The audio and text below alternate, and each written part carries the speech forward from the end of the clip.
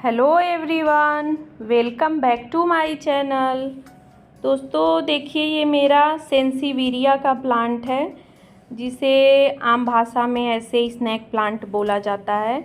तो ये snake plant की ड्वार्फ वैरायटी है।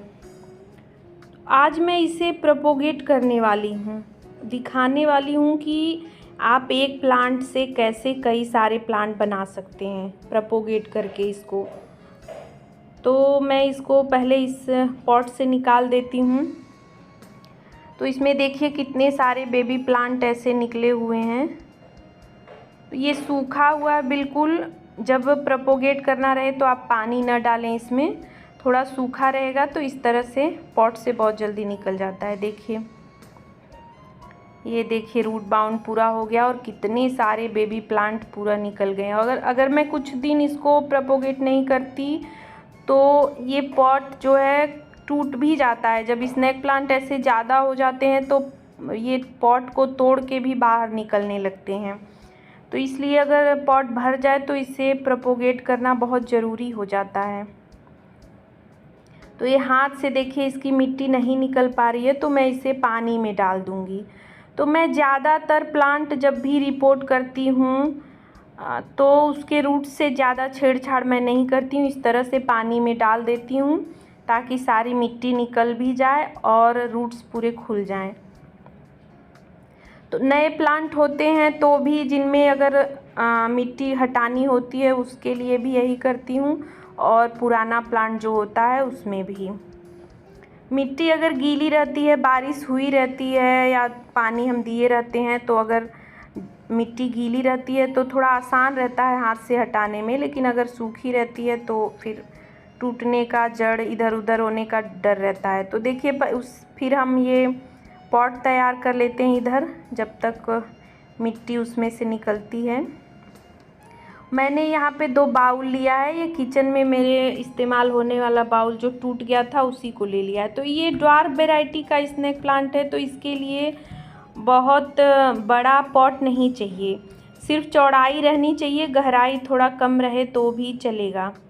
मिट्टी के लिए देखिए मैंने यहाँ पे ये पुराने गमलों की थोड़ी सी मिट्टी थी जिसमें रेत मिला हुआ था, तो मैंने थोड़ा सा खाद और नीम खली मिलाया हुआ है।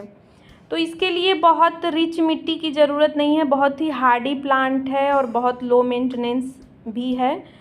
तो सिर्फ नॉर्मल मिट्टी आप रेत और गार्डन सॉइल ले लेते हैं तो आपका प्लांट अच्छे से चलेगा।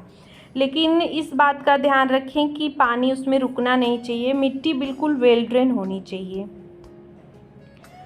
तो देखिए ये रूट्स पूरा खुल गया है, कितनी अच्छी तरह से मिट्टी सारी हट गई है। तो अब हम इसे आसानी से ऐसे देखिए एक एक बेबी प्लांट को ऐसे अलग कर लीजिए, बहुत आसानी से, हल्के हाथों से, ज़्यादा प्रेशर मत दीजिएगा, तो हल्के हल्के हाथों से ऐसे तोड़ना इसको पड़ता ही है। तो तोड़ने पे ये ना सोचें कि टूट गया तो फिर ग्रो नहीं होगा, इसको तोड़ के ही अलग करना पड़ता है। तो सीजर की मदद से भी कुछ लोग तोड़ते हैं, लेकिन यहाँ पे इतना ज़्यादा बेबी प्लांट्स निकले हुए हैं कि हाथ से ही हटाना पड़ेगा इसको। तो मैं हाथ से ही सब अलग कर ले रही हूँ। और इस तरह एक एक बेबी प्लांट आप एक एक पॉट में लगा देंगे तो आपका एक नया प्लांट बनके तैयार हो जाएगा। इसमें मैं देखिए 2 एक ही में लगा रही हूँ क्योंकि मेरे पास पॉट उतना ज़्यादा नहीं है। मैं चाहती तो इसको भी अलग करके एक एक ही लगाती, लेकिन पॉट थोड़ा सा कम है तो मैं इसी में 2 लगा दे रही हूँ।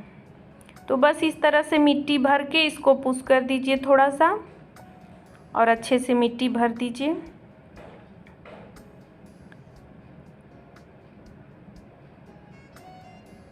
बस आपका प्लांट तैयार है। तो बहुत ही हार्डी प्लांट है जैसा मैंने बताया, तो इसकी बहुत ज़्यादा केयर भी नहीं करनी होती है। बस इस तरह से लगा के आप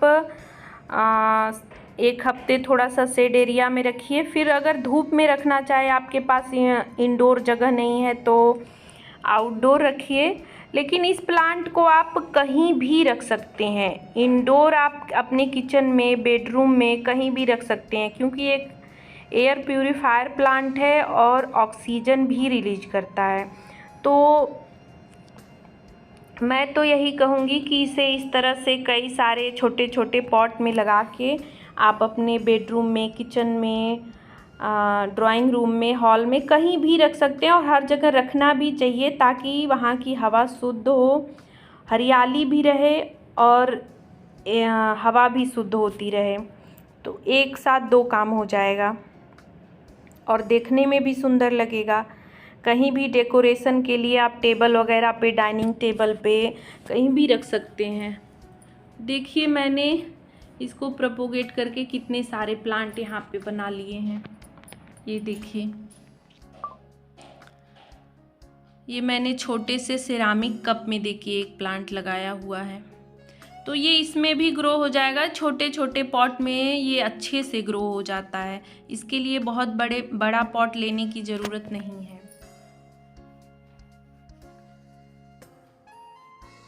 तो देखिए मैंने यहाँ पे 1 2 3 4 5 6 7 8 प्लांट तैयार किए हैं। एक पौधे से 8 पौधा मैंने बनाया हुआ है, जबकि मैंने कुछ पॉट्स में 2-2 बेबी प्लांट एक साथ लगाए हुए हैं। देखिए ये इसमें मैंने 2 एक साथ लगाए, इसमें भी 2 लगाया और इसमें भी। इसको भी मैं अलग कर सकती थी लेकिन पॉट ही नहीं कोई खाली था तो मैंने एक ही में लगा दिया। तो इस तरह से आप भी एक प्लांट से कई सारे प्लांट आसानी से बना सकते हैं। अब इसमें पानी डाल के शेड एरिया में मैं 1 हफ्ते के लिए रख दूँ।